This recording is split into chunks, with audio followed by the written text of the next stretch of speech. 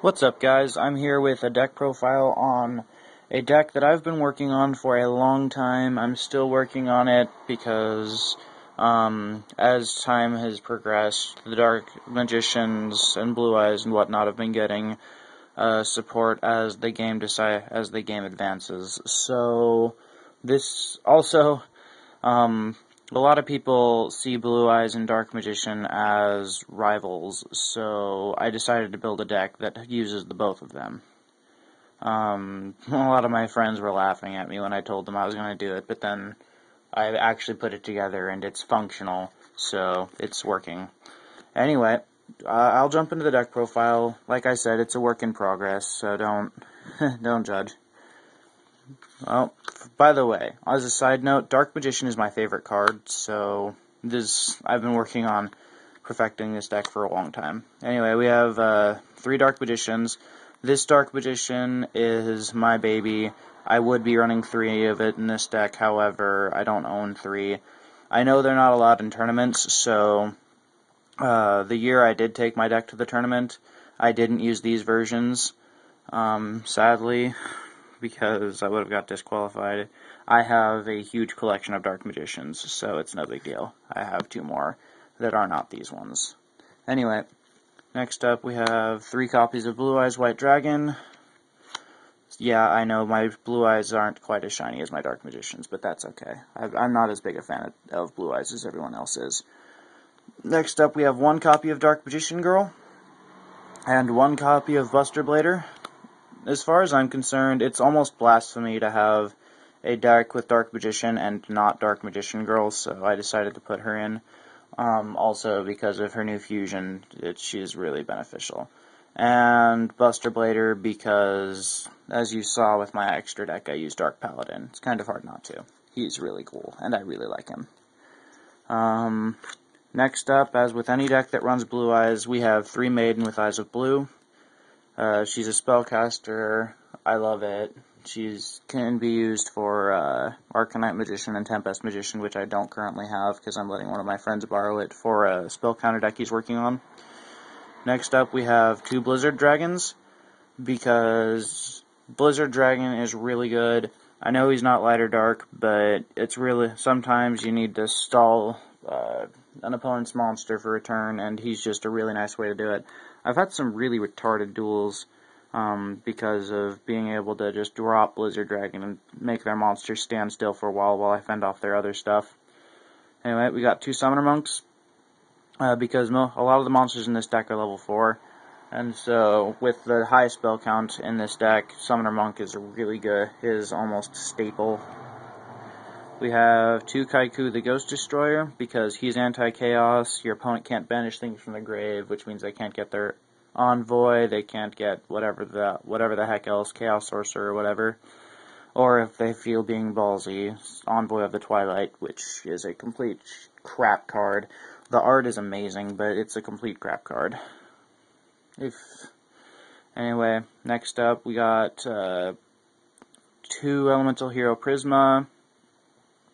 Prisma can, for those of you who don't know what Elemental Hero Prisma does, and I highly doubt any of you don't know what he does, considering how popular Elemental Heroes are, he can send a monster, you can reveal a fusion monster in your extra deck, and then, send one of its requirements to the graveyard, and for this turn, his name is now that monster's name. He's a really good card. And since he's level 4, you can just drop him with Summoner Monk. Anyway, for fusion support, we have King of the Swamps. He can substitute himself in place of one of the fusions, or you can discard him for polymerization. He's a really good card. Next up, we've got 2 Effect Veiler, because Effect Veiler, she's kind of been in here since I got my hands on 2, so yeah. Next up, we have 1 Thunder King Ryo, because Thunder King Ryo can stop a lot of plays, and he's just an overall good card. It kind of made me sad that they dropped him to 1, because this deck was originally running 2, back before it was a fusion version anyway. Anyway, next up to the spells, we have 3 Wonder Wands, because you can play Wonder Wand and target your Maiden, and then she'll summon a Blue Eyes, and she'll have 500 attack, and if you feel like you want to, you can use this to tribute her and draw 2 cards. It's a really good card. Next up, we have 2 Ancient Rules. I would be running 3, however, it occurred to me that with all the spamming that this deck can do with Blue Eyes White Dragon, for the most part, you'll probably have 3, maybe 4 targets left in your deck when you actually get to one of these.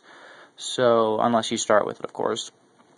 So it's best to run 2 and not 3, because one of my earlier builds of this deck kept getting Ancient Rules. As a dead draw, I'd be holding 2, and I wouldn't be drawing into Blue Eyes or Dark Magician, so I'm just reduced it down to 2.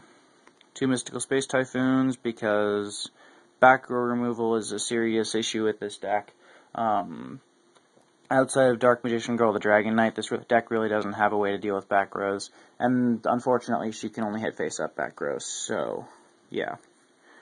Anyway, next up we have 2 Polymerizations, because Fusion, you kind of need them. 2 Pot of Duality. This deck doesn't special summon as often as you would think, so the dualities aren't dead draws in this deck. Plus, it's really nice to get 1 on turn 1 and be able to add something to your hand so you can set yourself up for next turn. Next up, we have a Dark Hole, and that's it for the spells. I know the traps aren't super heavy. Like I said, I'm still working on them, but this is what I have so far. We have 2 Mirror Forces and 2 Fiendish Chains. Like I said, I know it's not that great of a trap build, but you know what? With how offensive this deck can get, you don't really need the traps, because your opponent's usually busy trying to fend you off. Now, for the extra deck, we have 3 copies of Dark Paladin. And yes, I have all 3 arts, and it makes me really happy. Took me a while to get all 3, but I have them, nonetheless. I've been trying to build a deck that would be able to use these guys use Dark Paladin pretty much since I got this, which was really early in the release of the game. Well, pretty much shortly after he was released, I got him. He was one of my first cards. Actually, he was my first card. But anyway, he can discard spells to negate, or discard cards to negate spell cards, and he gains attack for every dragon on the field and or in the grave. So he's in either player's grave, I might add. So he's a really nice card, since he starts with 2900 attack. Anyway, we have Dark Magician Girl the Dragon Knight, because she's really cool. Dark Magician Girl is what's required. No, I don't run Eye of Timaeus, because with Prisma, it can end up being a good card. However, I've had it as a dead draw way too often. Also, the version of this deck that ran Eye of Timaeus was a one-trick pony, and if that one trick got stopped, which wasn't all that difficult to do, you were boned. So I decided to cut Eye of Timaeus. Next up, we have an Amulet Dragon, because if you're gonna run the Dark Magician Girl / Dragon Fusion, you might as well run the Dark Magician / Dragon Fusion, since there are 3 Dark Magicians in the deck.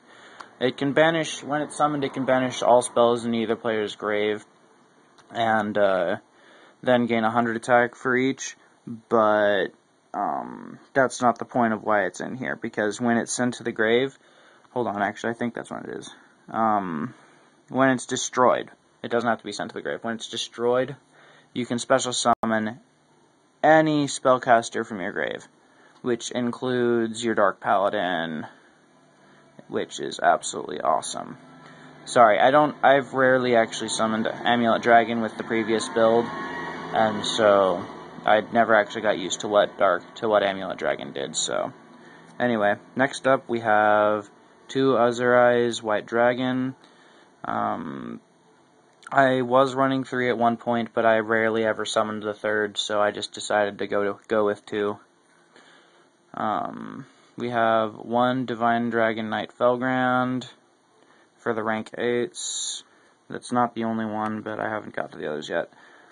We have a number 39 Utopia for negating attacks. We have a number 66 Master Key Beetle to use to protect your Dark Paladins, your Dark Magician Girl, Dragon Knight, and your Amulet Dragon, and anything else you want to keep on the field. You can also use him detach, target, and target your Maiden with Eyes of Blue to not only protect her, but also drop a dark Blue Eyes White Dragon. So that's a pretty fun combo I've used on occasion. The Anti-Luminescent Knight to stop your opponent from bouncing or destroying your Dark Paladins and your other fusions. We got the Sound Honor Arc, because that's always nice to use. We have Hieratic Sun Dragon, Overlord of Heliopolis, because spot removal is always nice. Number 11 Big Eye, because level 7s and Big Eye. Big Eye is really good.